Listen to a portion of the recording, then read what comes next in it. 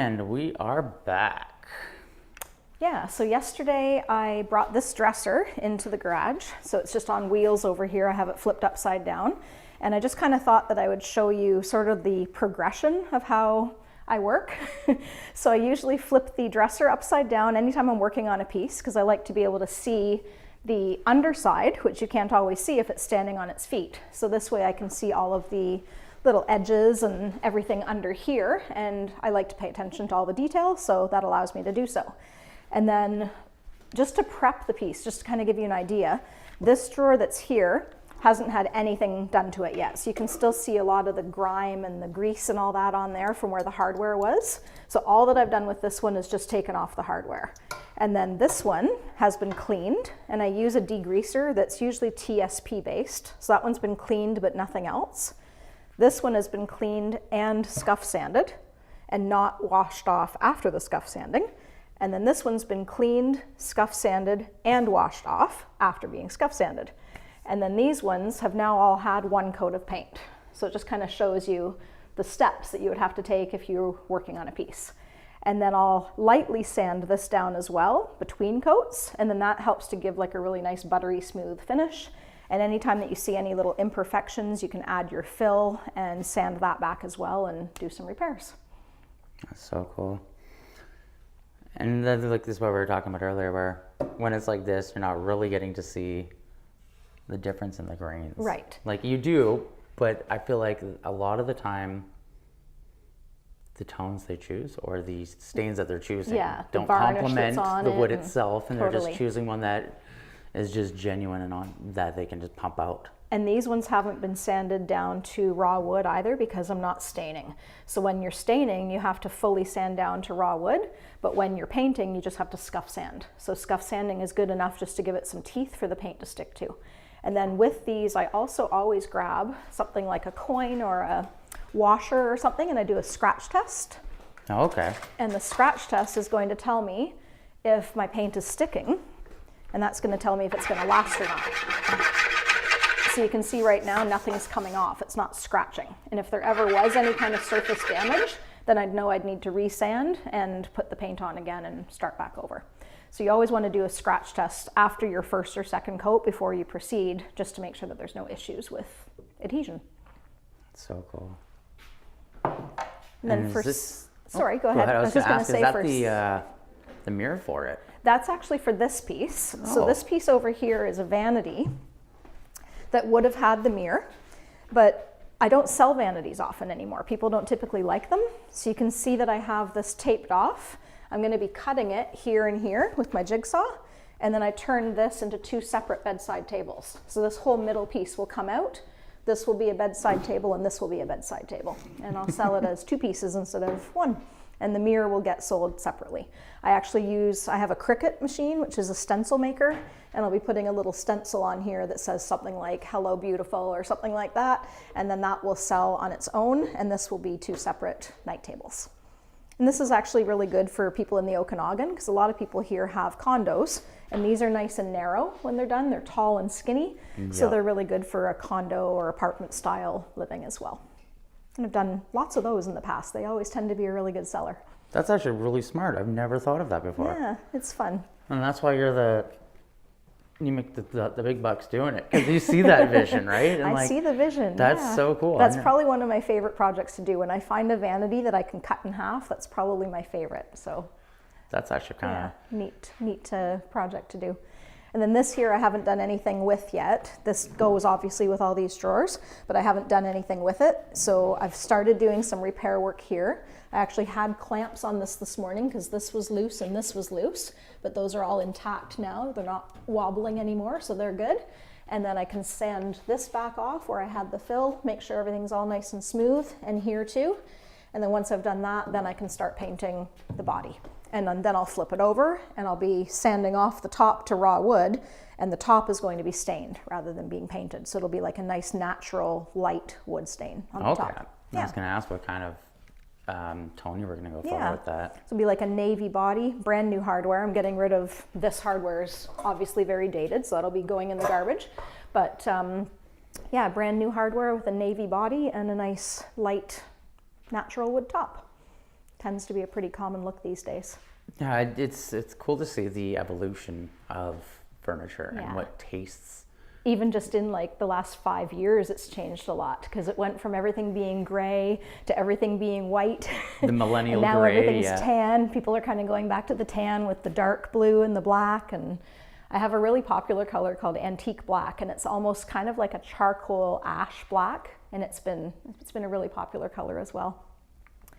And my sander, I just want to give a shout out to this too. So this is what I use for refinishing all the furniture. This is a Festool, and this has been a lifesaver for me because it has the dust extractor. So this, as soon as I turn it on, I won't do it because it's loud, but if I turn that on, it turns on the sander and the vacuum at the same time. Okay. And then there's actually a HEPA filter in there. So I can sand in the garage, even in my house. I can sand all year round and not have to worry about being outside or getting any dust. And it's so effective that I did a dining room table in my home before, sanded off the one side of the table, felt the other side for dust to see if I could write my name in there, and there was no dust at all. That's right beside so me. cool. It was really cool. So yeah, that's been my baby. And the nice thing with this too is it has on here right now, you can see how that's a spongy pad. It's called an interface pad. So whenever I'm working with curves like this, if I didn't have the pad on and I just used my regular sandpaper, it would wear down the curved angle, but the sponge conforms to the groove, so you can actually sand it and not wreck the curvature of your piece. So it keeps the integrity just by having that spongy interface pad on there. That's so cool. That's been a lifesaver too. Gets rid of all my hand sanding. No, I'm looking at that mind blown right now because I'm like, I hate when you have to come into these little crevices by hand. I never like hand sanding, and I feel like I'm getting a bit of carpal tunnel from what I do, but by having that on there, I can do everything by machine now, so no hand sanding is necessary. Makes it a lot easier.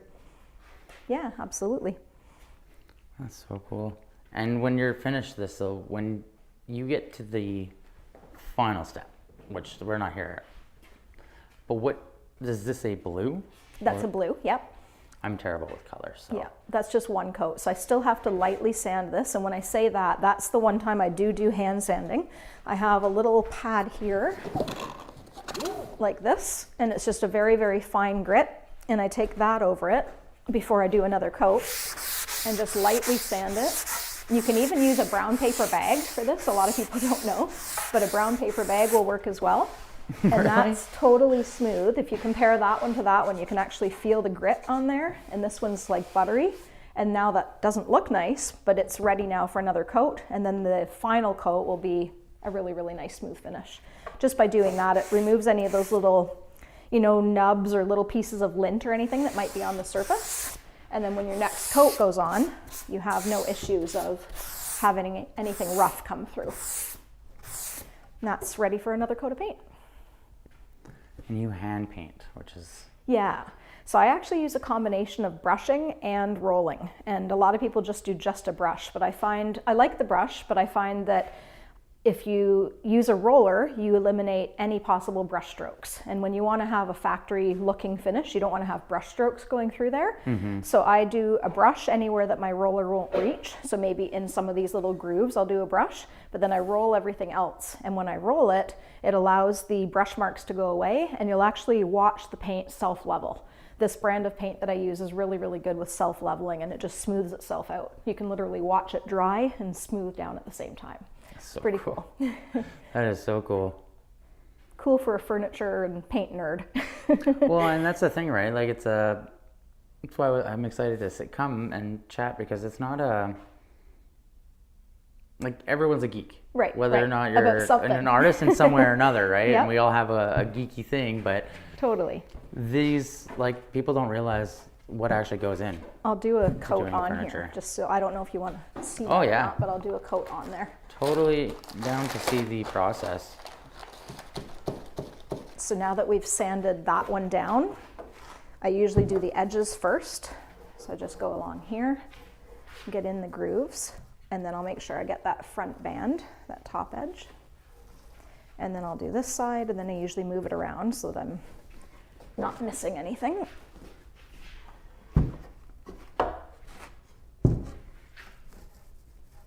Sometimes do this on the floor, but it's easier for where you are. And then I kind of run it across one time just to make sure that there's no lap marks, and then the same here. And then I dip my roller one more time, and I go over the top. And if I have anything weird in there, that's why I wear an old coat.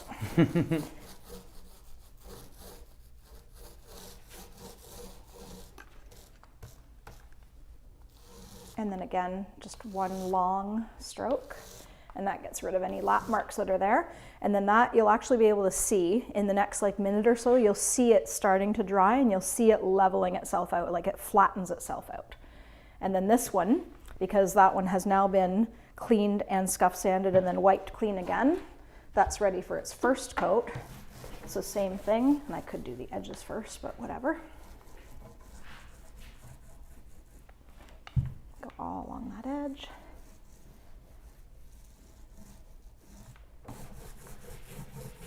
And then you'll see the difference. Like you can still see the wood through that because it hasn't had the second coat or the third coat go on yet. And then between each coat, you just do your really light sanding. And I usually use about a 300 grit or more for that so that it doesn't like scratch anything off. It just leaves it nice and smooth. But you want about a 300 or more for that step. And I'm gonna flip this to get the other side.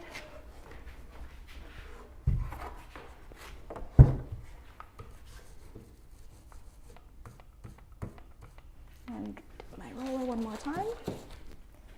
And just go back over.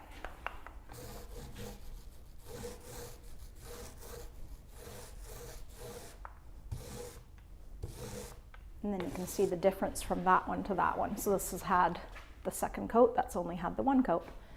And this has started to self-level. You can kind of see how it's flattening down, and it just kind of like levels itself and smooths itself all out. That's so cool. It's a pretty cool paint. It's actually, really cool paint. It's got a built-in primer, paint, and top coat. So you don't really have to prime with this paint unless you're doing stain blocking. Stain blocking, you do need a shellac primer.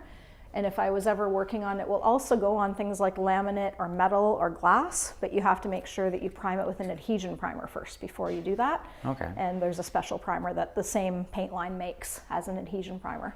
So stain blocking, if you're trying to get rid of tannins or you're trying to get rid of knots or you're trying to get rid of tobacco stains, things like that, you can use a stain blocking primer. But if you're doing something super shiny and you want it to adhere, then you need an adhesion primer.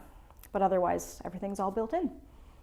And this is the company that is out of Texas. Texas, you were saying. Yeah. Is it strictly for wood, or do they do other products as well?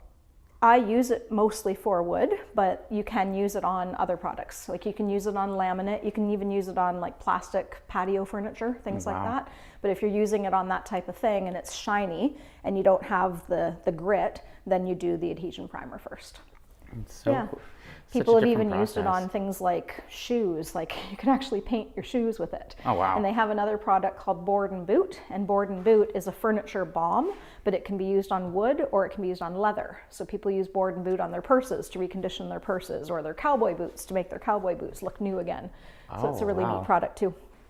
I wouldn't have thought of that. Yeah, furniture balm. And I use that often on these so that before I put them back into the dresser, that gets conditioned and then the drawers will slide nice and smoothly. The furniture balm helps to recondition the wood. Yeah, because I guess you don't think about that as the person who's just putting clothing away. Right.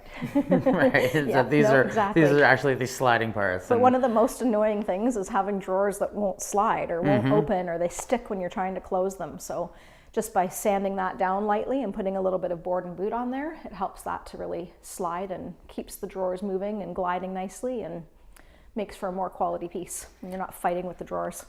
So what do you do with the old hardwares? Some of it I keep, so sometimes I'm able to repurpose that as well. All of this is all hardware in here. Some of this is new, some of it is older ones, like these old wooden knobs that come off of dressers like that, for example, the primitive type pieces. And then I even have some that are more like a mid-century modern type hardware. I was gonna ask, like, are there times where you get a piece and you realize that the hardware on it is more valuable than the actual furniture? I haven't had like brass that, or something? Well, that filing cabinet that's there, sorry, it's kind of tucked away, but this filing cabinet, I actually looked up, and it's from, this is probably the oldest piece I've ever had, so it's still sitting here. I haven't touched it yet, but from what I've heard, this piece is worth about $1,800 if I sell it even just as is. So I haven't done anything with it yet. I want to recondition it, and that'll be more of a refurbished job versus a refinished job, but the hardware that's on there is all original. If you even see, it even still has the paper in here. This was an old like lawyer's cabinet, and even the paper is still in behind from when they had their files in there. Right, like pretty the cool craftsmanship on that is so different. Yeah, totally like mission style. A wood filing cabinet. Yeah. That is so cool. Quarter sawn oak, I believe it's called. Yeah, it's a pretty neat piece. What's your vision for that one? Just refurbish. I don't think I want to do too much to change the integrity of it. I want to keep the look pretty much the same, but they had on the other side, they had a pencil sharpener screwed in, so they've got screw holes, so they kind of ruined it. And That's here so there's sad. some damage, but it's for its age, it's in very, very good condition. Oh. I think I can probably restore that fairly well, but it'll just take a little bit of work. And then I have to find the buyer, because even though it might be worth $1,800, it's not worth anything if you don't have a buyer for it. And that's I've come to learn that. Do you find that difficult to Sometimes. find for specific pieces? Sometimes. My mid-century modern pieces do tend to sell really well because they're popular in Kelowna. Everybody loves MCM, so that tends to sell well, but I'm not sure if this kind of piece will have a high demand. If I can find the right buyer, it's worth a lot, but if I can't find the right buyer, it might not be worth anything. Yeah. Lawyer office. I'm gonna try. Yeah, that's where I would go. They got the money. Definitely. And they might have, an area where they can showcase that as being like a cool historic piece, right? Yeah. So, yeah. You can actually see the how difference that's leveling out. Yeah. Yeah. And that looks ugly right now because it's not dry, but once it dries, it'll all go all nice and uniform and be flattened out, and the color will be consistent, and yeah. But you can see the wood still poking through here because it's only one coat. How many coats does it usually take before you're happy? Usually 2 for dark color, but with pine, because of the knots, I usually do 3 just to cover that up better. Okay. And then with light pieces, I usually do 3. If I'm doing like an ivory or a cream or a white, I usually do 3 coats, typically. But most of my darker colors, like blues and blacks and greens, usually 2 coats is enough. I like the color choice. Yeah. I like that you chose navy, like a navy blue. Yeah. It's not something you would usually see. I do but a it lot is of more, blue. But it's becoming more popular, which I really enjoy. It is. It's not black, so it's not as boring as doing black, but it's not, not like a light color. It still has some character. I actually, for a friend, I refinished a dresser not too long ago, quite similar to this one, and it was all done in navy with matte black hardware, and then the top of the dresser was a nice light natural wood as well, and it looked really nice. So kind of had it in my head to do another one and sell it, and that's what this piece is turning out to be. So it'll be quite similar, but I haven't decided on hardware yet, but I may go black on this one too.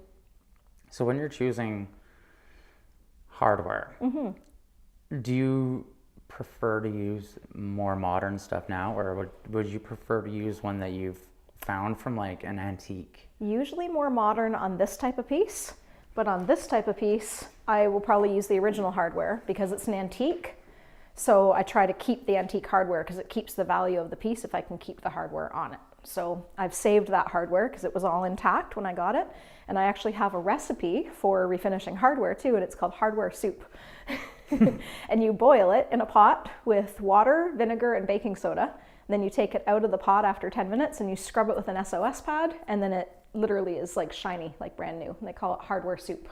Wow. So it's a pretty neat little recipe to use if I'm wanting to restore the original hardware. And you can spray it out as well. I use all my Rust-Oleum sprays. If I don't want to keep it exactly the same, I can spray it in oil rubbed bronze or champagne gold or something like that. But yeah, it's a neat way to restore the hardware. So for pieces like this, it's nice to keep something that's original or, similar to the piece so that the style matches. But with these, I like to go with a more modern look. They call this batwing hardware, and the batwing hardware that came on there is not very appealing anymore. So usually something more modern is good. And that's kind of, I guess, the way that you've created your style too. Your personal style is the way you're choosing the hardware, the colors, and right. That to me is just kind of mind-blowing. But that's why I like to do those pieces in between my customs, because that's where I get to make all those choices and all those decisions. If I'm just doing a custom all the time, it's mostly dictated by my client. Whereas if I'm doing these in between, it's satisfying my creative urge to be able to make those decisions on my own. So yeah, I like to do that in between doing some of the custom pieces. Fulfills that need for the creativity. Yeah, which is, I mean, we all need to be creative, but I feel like you're doing it on a different level. Like it's unique. You found a need that people didn't realize they had, and gave it to them, right? True. Because I think, especially like we were talking earlier with the younger crowd, they're a lot more inclined to go upcycled or thrifted and have that personal touch to it. Right. Yeah, have a vintage piece, but have it personalized. Yeah, it's more valuable. Yeah, for sure. And that to me is exactly what we're meant to do. Yeah. As creatives. For sure. To take something that nobody wanted and to turn it into something absolutely stunning is... Yeah, totally.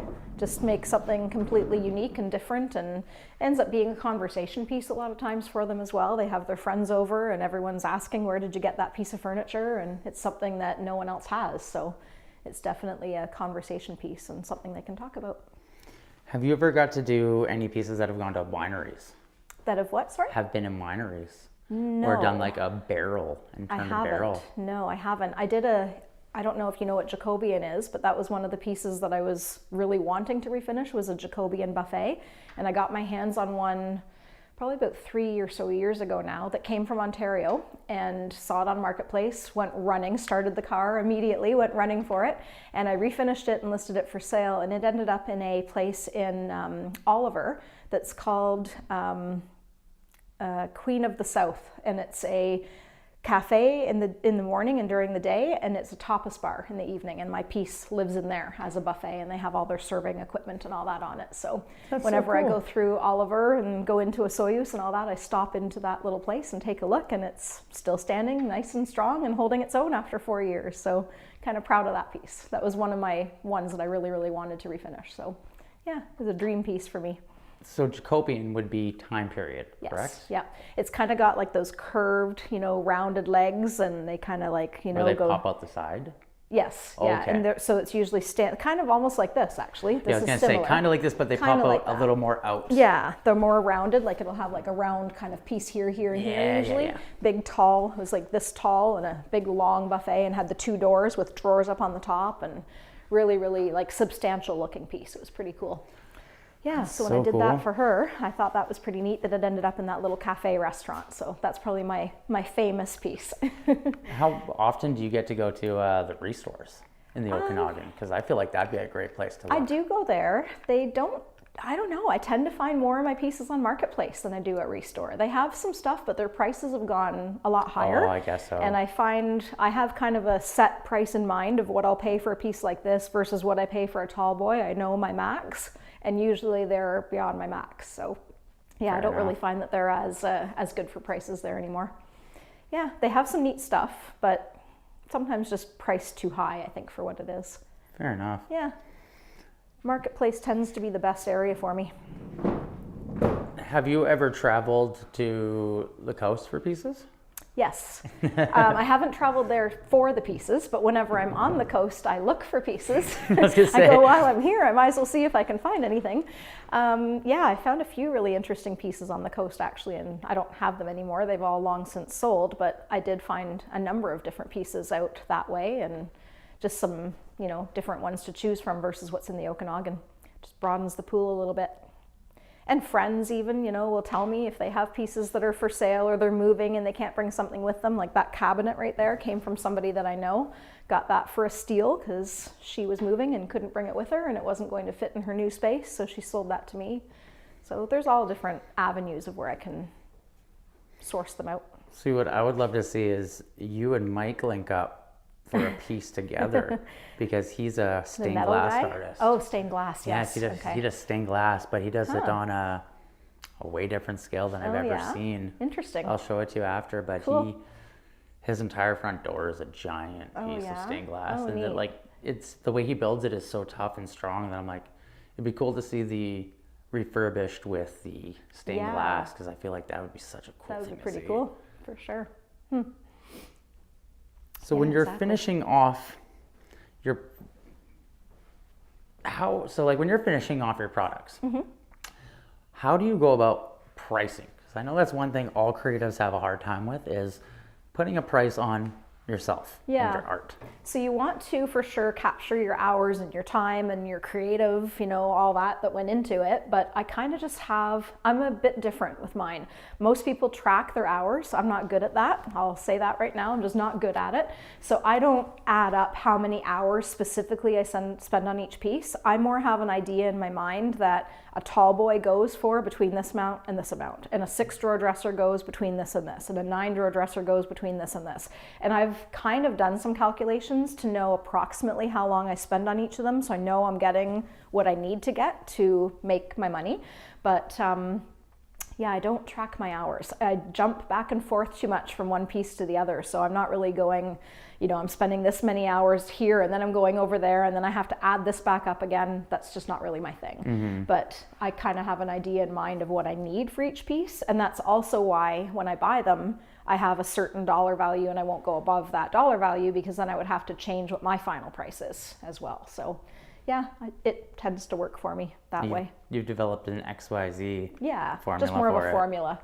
Yep. So that's smart, and I think that's the teacher and the could be the analytical brain. Analytical brain, right? The brain that is logical versus the emotional, creative side. Because even though I'm a creative, I'm definitely very analytical, and I'm an overthinker for sure. So I have that logical side, even though I'm a creative.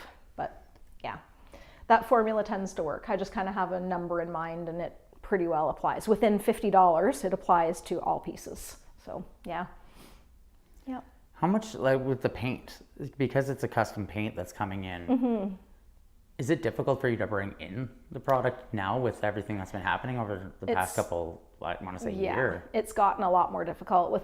It was always hard because it's from the States. So I always had, of course, the exchange rate and then the shipping and the duty and the taxes and all that. But now with all the added tariffs, and then they've implemented something else now it's called CARM. So I had to set up something through the Canadian Border Services and have to pay fees for that as well. So it's one fee after the next, after the next, after the next. It's definitely cutting into the bottom line.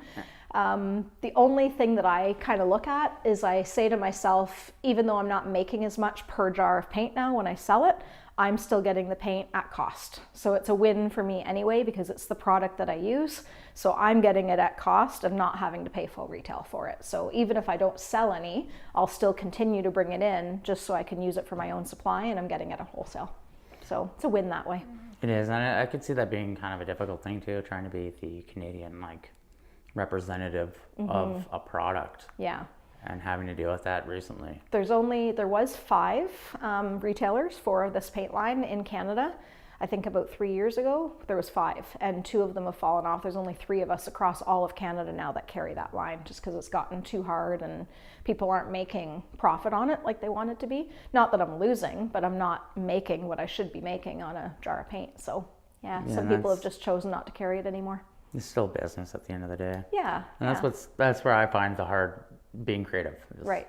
that defining line of being the creative and being the business owner is the hard battle. Yeah, for sure. The cost of doing business though, right? Yeah. It is what it is. Yeah. And you also do brushes. I have brushes too. Yep. They're actually a brand called Zebra, but it's maybe I can't say that. It's Zebra, which is Zibra, and they're my favorite brushes to use. Where are they from? They are actually from the States as well. I can't think of what state they're in, actually, to be honest. One of the southern states. I just can't remember where they are, but I also do import them.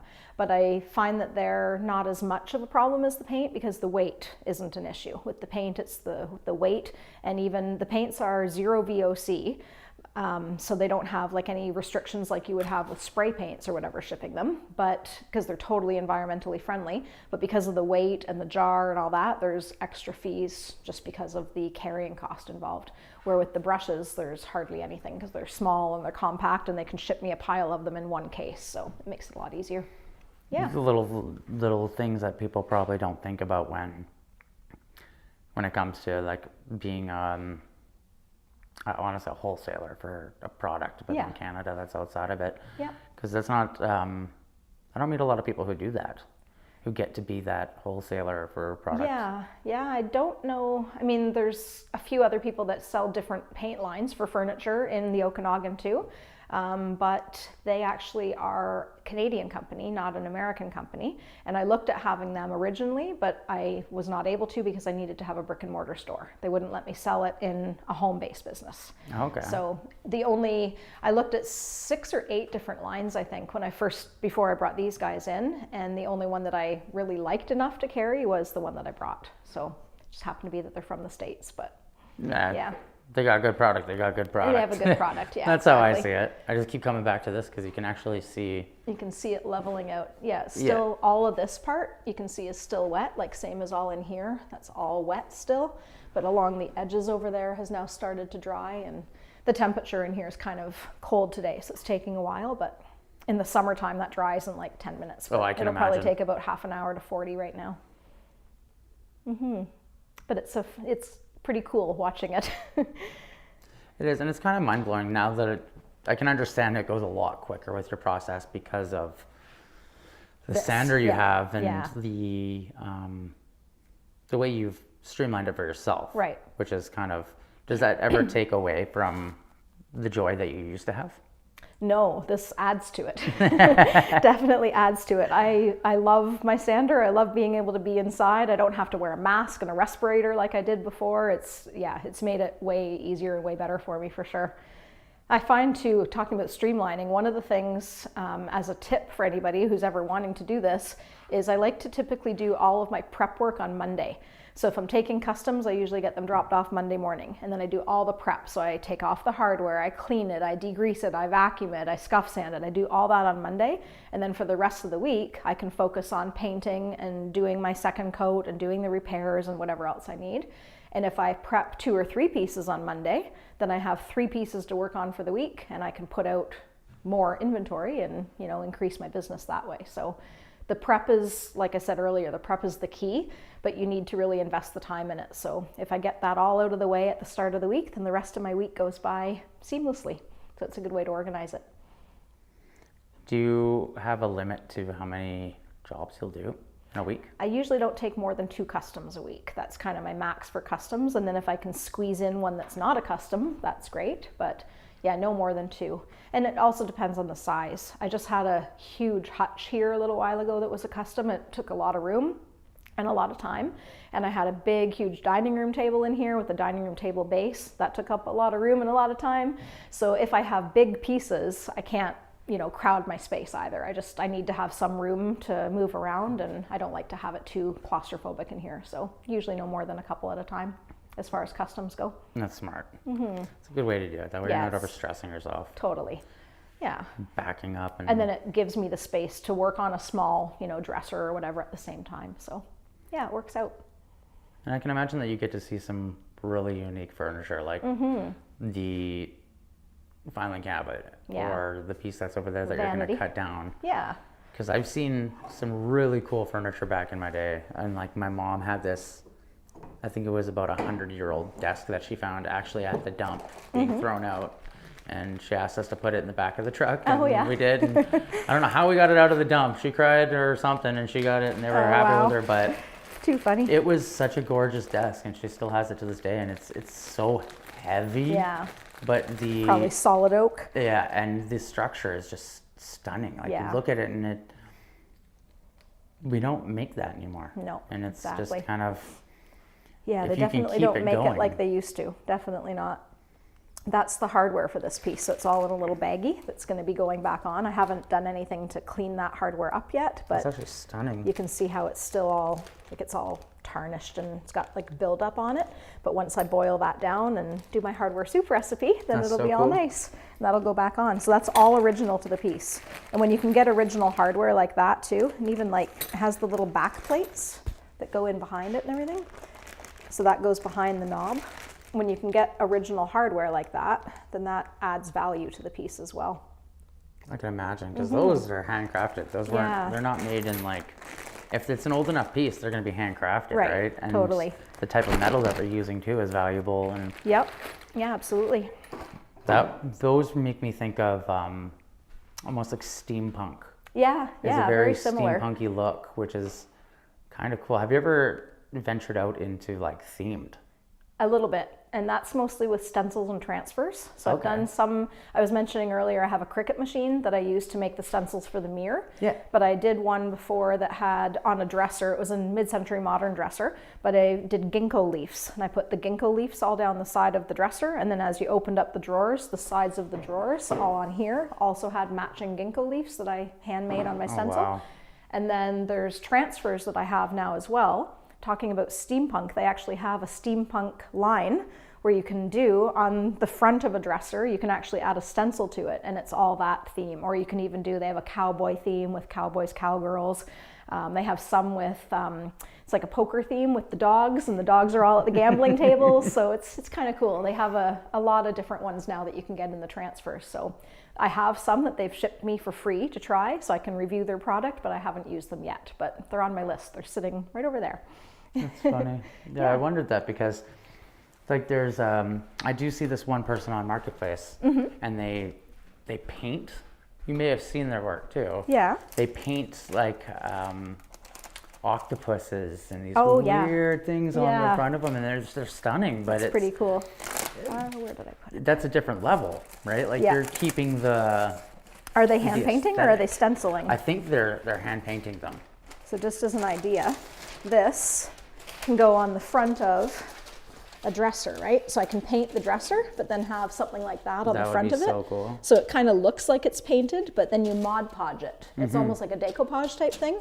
So you have to steam this all out so that all the wrinkles are gone, and then you have to cut it so that the drawers can still open, and then you Mod Podge over top of the painted product and attach your transfer. That'd be so cool to see. Yeah, so I think that's next on my list. Haven't tried it yet, but that one's coming up. That'd be a cool style to do too. Yeah, for sure. Because I guess it's endless now with Cricuts and 3D printing. Yeah. You could probably even get into printing your own hardware if you really wanted Oh, probably. to. There's molds you can do as well if you're ever wanting to add like intricate, like this kind of thing. You can actually buy molds that you can make your own of these and then paint them. They're not wood, they're like a plastic resin kind of thing. Okay. But then you can attach it on and you can paint them yourself. But haven't ventured into that yet, but. Have you ever had to replace any of the glass that's in here? No. I did for one of my mums. It wasn't a piece I was refinishing, but she had a cabinet one time, just a curio cabinet, and I had to bring it to a glass. I didn't do it myself, but I brought it somewhere in Kelowna and had them replace the glass for me. Because I can imagine that's not easy to find the same mill of glass as it is. Whenever I have glass, I start shaking as I'm unloading it from my car. Like, don't drop it, don't break it. But so far, so good. Fingers crossed it doesn't happen. I'm not always the best person for being careful. It's so crazy to think that we went from making. I'm still like mind boggled about the filing cabinet. Oh, I know. I can turn it around. You want to see the front of it? I can It's just angle the craftsmanship of what we used to do versus like, oh, we just make metal ones now. Oh, I know. It's crazy. But you can even see inside, it's really cool. Yeah, see, here's where they ruined all this. But these, so a lot of the ones that I saw online aren't as valuable because it's just 4 of these drawers. Yeah. But this one has 4 individual little little envelope ones. Little filing or whatever they called them, little file cabinet drawers. And then in here, all of this is all wood as well, like all solid wood, all the way through. Wow. And then all of the original, these still slide, all the original metal, all of it's intact. So yeah, I think insane. I found a winner. Totally. That is insane at And how then that's also stunning it all is. on here. You can see the little dovetails, but it's like little dovetails all along there. They're kind of, hidden from ages of wear, but that'll all get sanded down and then they'll be visible again. I was pretty excited when I saw that piece listed. I can imagine. Even all the original the little nails and the little screws that they put in there. The paper's still in the back. It's a pretty cool piece. That's stiff. Yeah. Yeah, that is probably one of the coolest things I've seen in a long time. It's very, very heavy. I can imagine that one was hard to get out of the car. That solid wood that they used to build things with it makes it difficult to move it. Quarter sawn oak, I believe they call that. So super heavy. Wow. Yeah, that one's, and this is actually called tiger oak. The front of that, see how it kind of looks like the tiger skin on the front of that drawer? Oh yeah. Kind of like a tiger stripe, so they call that tiger oak. So much different wood types too. Oh yeah. And learning I'm not them is good difficult. with knowing a lot of them.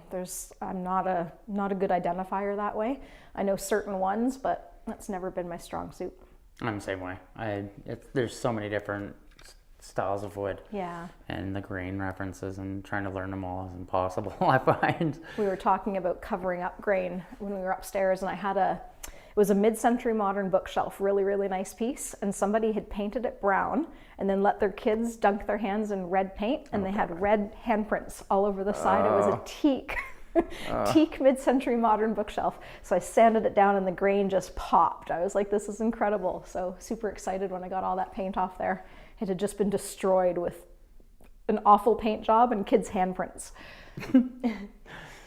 No, and that's kind of what I liked when we initially started talking about doing it, is because as a person who appreciates hand-built things that are antique and valuable, because I'm a history geek, seeing what you do it's a very valuable thing that we need more of. Yeah. Is keeping our history of the physical things we've built continuing, even if it's just refurbishing or redoing. There's something about it that's just magic. Yeah, well, keeping it out of the landfill. That's one of my main priorities. I can't imagine something like that going to the dump. It just blows my mind. But, if people don't have room for it and they don't know the value, sometimes it's just out of, just ignorance, not knowing. So pretty neat to keep them out of the dump for sure. And to find the value on that, you're basically just having to figure out who's made it, what year it was built. And again, that's where ChatGPT comes in and reverse Google image searching. I got all my information from there because I wouldn't have known, but by doing a reverse Google image search, it gave me all of the data on that and brought up similar pieces and showed what their value was and what the era is, when it was built. All that came up from there. What year was it again? 1800s, late 1800s, wow. 1860 something, I believe. I have the photos saved in here somewhere.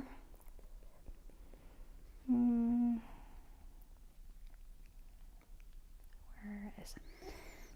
Things almost older than Penticton. That's crazy to think about. Yeah, exactly. Different way to look at it. That's where I love older history. Than Penticton. Here we are. So this one is mine. I don't know if you want this on film or not, but that's mine. And then it's the ChatGPT example. And it says, so the mission movement 1900 to 1920, but it says most likely 1900 to 1910. And then the value is between 14 and 1800 US. Wow. And then here it shows that it's probably from Muskegon, Michigan, and it says 1907 to 1920. So a little bit of variation, but yeah. Still, turn of the century? That's pretty crazy. Yeah. Found right here in Kelowna. Yeah, and there's a very similar one that they show the comparable of online. So that one has the 4 drawers like this one, and then the 3 bottom drawers just like this one. The hardware is a little bit different on there, but a very similar piece. That's crazy. So, yeah. I think that made it all the way up here. I know. From there down to the south. From Michigan. Yeah, or from the States to here, and almost 100 years, over 100 years later. Yeah. That's crazy. Yeah. Yeah, I got to get my hands on that one soon, but it's not my priority. I always prioritize the customs. One, right? And that one is special, so I want to make sure that I'm ready for it when I start. Don't want to rush that. Do you have plans for this cabinet?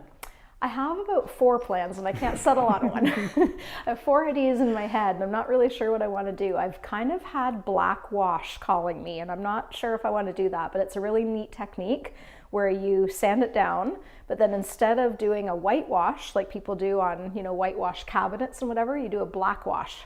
And it's the same technique, but you use black paint with water instead of white paint with water. And it kind of gives that antique, historic kind of feel to it. So that's calling my name. But the only thing keeping me from that is the few little damaged areas, because when you have damages, you're going to usually see that through the wash. So it might be more of a candidate for paint, or maybe partially washed, partially painted. Could kind of do a combo, but I'll have to test a few things and make that decision as I go.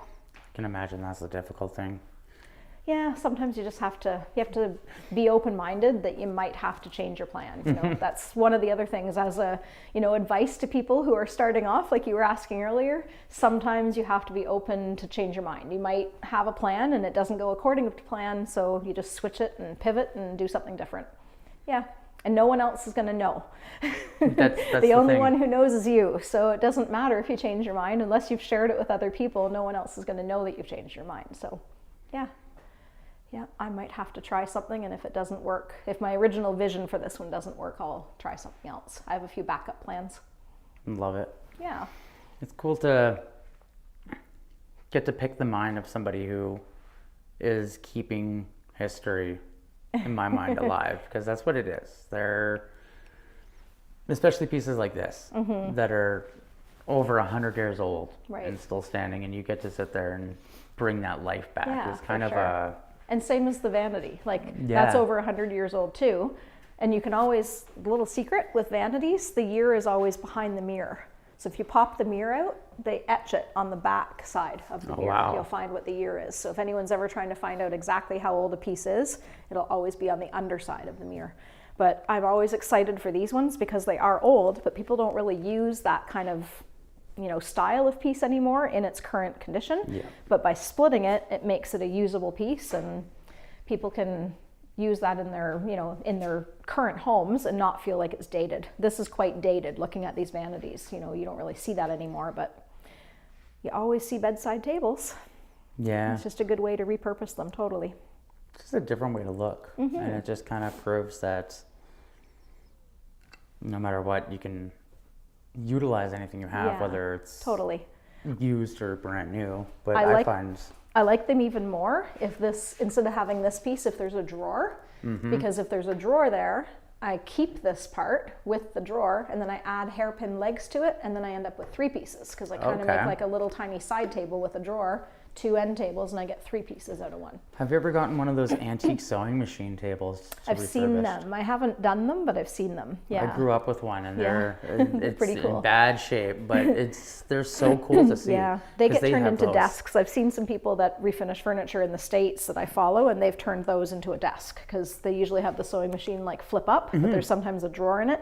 So they take the sewing machine out and keep the drawer intact and then create a desk of it. Yeah, because they're pretty cool to see with the rocking foot. Oh yeah, totally. The small rounded drawer that they have in the front. And then usually the little ones that would hold the bobbins and the spools, there's usually the little tiny drawers, kind of like on that filing cabinet. Yeah, it's super cool to see it's almost weird to see why we stopped building things like that. Yeah. Because they're super handy still to this day. Totally. But like you were saying, vanities are kind of they're almost outdated. We have one in our room that has a giant mirror to it. Oh yeah, it's cool. Pretty old, but it's like I wish I could do something with it. And then doing the interview, and it's like, you can. There's so much you can do with it if you just take the time. Yep, exactly. But I think that what you do is a valuable thing. I think that's pretty close to being dry now. It's leveling out and evening out even more. Still a bit of a wet spot right around the hardware holes, but it's And that's mostly the spot level. that's still leveling? Yep, still leveling, still drying. That's crazy cool. So dry time to touch is usually only about half an hour to 45 minutes. And then cure time, which is different than dry time, cure time is about 2 weeks. So once it's fully cured, it'll be rock hard, nothing would damage it, but it's dry to, oops, I just messed that up, whatever. But dry to the touch usually within half an hour to 40 minutes, if the temperature's cooperating. Right, it's not winter time. Yeah, exactly. -10 outside. And I usually have the heater on. If I know I'm working in here, I have one of the reasons why I bought this place is because there's a heater in the garage, so it helps me. So that's usually on when I'm working. This has been an absolutely incredible interview, getting to see Well, thank you for coming. I'm glad that it was helpful. I wasn't sure what to expect or what you would need from me, but hopefully it went okay on your end. For me, it's just getting to see creative people's minds and how they work, which is the magic. But this is the whole, like, almost one of those epiphany ones where it's, you can... I do want to change my shop. I have plans to redo this floor. I want to put almost like gym mats down. I'm going to paint the floor and then do gym mats on top, and that'll insulate it and keep the heat in better too, which will help with the moisture and the humidity in the dry time. But I want to do, for any of my finished pieces, I want to almost create like a wall over there where everything I have finished is lined up kind of more like a showroom. So that'll probably be next summer, and I'll have more, it'll look a little bit more aesthetically pleasing in here versus just all this. But shops are shops. Yeah. You should see, I think most creative shops are, yours is really nice. I tend to be organized. Yeah, I was gonna say, yours is very organized. Look nicer. I would just the one side even, I'd be happy. I'd like to put like a little sitting area, so when people do come to shop for paint, I can have them out here, not bring them in my house if I want, and just kind of have like a little quote unquote showroom almost, but haven't gotten to that yet. Yeah, it would be It'll come eventually. That's what we were talking about earlier today, is before we went on the camera, is if there's like showrooms or events that showcase all of it. Exactly. Yeah, totally. I know there's a lot more of that in Toronto, in Ontario. Like there's all different like convention centers even, and different things that you can go to, but not as much here. Maybe in Vancouver, but not as much in the Okanagan. Yeah, the Okanagan's still super young for our arts. Yeah. There's still so much to grow. Right. And even Kelowna itself, being so young and constantly growing, is the arts community is only going to get bigger and bigger and bigger. Yeah. Oh, totally. And that's kind of where they do seem to be doing a lot more featuring, not so much for this type of art, but I'm noticing, like, my friend just wrote a book a while ago, and she got featured and went to the Rotary Center for the Arts. Yeah. Did an interview and whatever, and there's a lot more showcasing going on. So I think this will eventually catch on. It's just not really, well known yet, but exposure like this might help, and I'm always trying to get my name out there with different things, and word of mouth spreads, and because of my following, I'm getting recognized sometimes even when I'm out shopping and stuff, so people talk to me about what I do, so it's kind of fun. That's awesome. Seeing the evolution of it. It feels a little bit weird when people know my name and I have no idea who they are, but I'm getting used to it. Yeah, I can imagine that gets kind of weirded out when you're in public. I have no clue who you are. Yelled at me in the parking lot of Superstore one day. They were calling my name, like not angry yell, but somebody was calling me, and I'm like, who is that? And they're like, we follow you on Instagram. That's so cool. Yeah, because you've built a massive following for an art form that's... Yeah. I'd like to stay I'd like just to get getting bigger, going. But yeah, I want it to get bigger, but yeah, it's been stale. I don't know why, but the growth on Instagram has been slow for a while. Probably for the last year and a half or so, it's kind of flattened out, but I have to figure out how to get myself more. Maybe I need to get on Threads and TikTok and all that kind of thing, and then link them, and then I might be able to grow it that way too. It's the hardest thing, right? That's where I have my own personal battles, is like, where do you go? Yeah. We're used How to do I go up the from two here? that were big, and now those two aren't big anymore. So where do you Right. go? So Yeah. it is difficult. And I haven't done Threads and what's the other one? Snapchat. I haven't done like any of that stuff. And even Pinterest. Like there's so many more things I could get on, but it's so time consuming. And I don't always think to stop what I'm doing and record myself. I don't think of doing that all the time. I did good yesterday. I did a whole bunch of stories when I was working on this stuff. So put them all up and got lots of engagement there. But when I'm in the groove, I don't always think to stop. No, so. I feel that 100%. Yeah. It makes it difficult, and that's kind of where I struggle too as a musician, is like you kind of have to be focused on putting out content versus the music. Yeah, you're a content creator half the time more than you actually are doing your own job. Yeah, in your craft, which is where I think the people who are really good at being able to do them both at the same time, I envy them big time, because it is difficult. I wouldn't say I'm good at it. I can do it, but I don't always think to do it. So it's not that I'm not able to, it's not always my priority. Yeah, and that's understandable, right? When you're focused on building magic, you're not really focused on capturing the magic. Yeah, true. That's where I think it's good to have that extra set of hands around, which is always difficult to have. Exactly. And I'm not at the point where I really want to pay to have somebody do it, so I just do it all myself. Yeah. Me, myself, and I. Well, that's the best way to be, is self-sufficient. Totally. And I think you kind of prove that with what you do as well, by taking what people don't love and turning it into something people love. Mm-hmm. So. Yeah, it tends to work. Just getting that final shine. You can see it slowly. I shouldn't have touched it, but I did. Well, this has been incredible. I'm sure you're strategic with your angles so you don't get that little handprint that I made on there. I don't think you can actually see it on that angle. Good. Yeah, it's not too visible. I can touch that up easy. Just do another stroke over that, but This has been an awesome interview. I want to thank you so much for your time and the story too. Yeah, no problem. Thank you for your time. And if you guys would like to be on an episode, there will be a QR code at the bottom of the screen that you can scan with your phone, and it'll take you to a form that you can fill out, and I will be in contact with you. We can do an episode and chat. And until next time, I'm Robb O'Day, and this has been Story Hive on Location, Kelowna, and we'll catch you guys next time.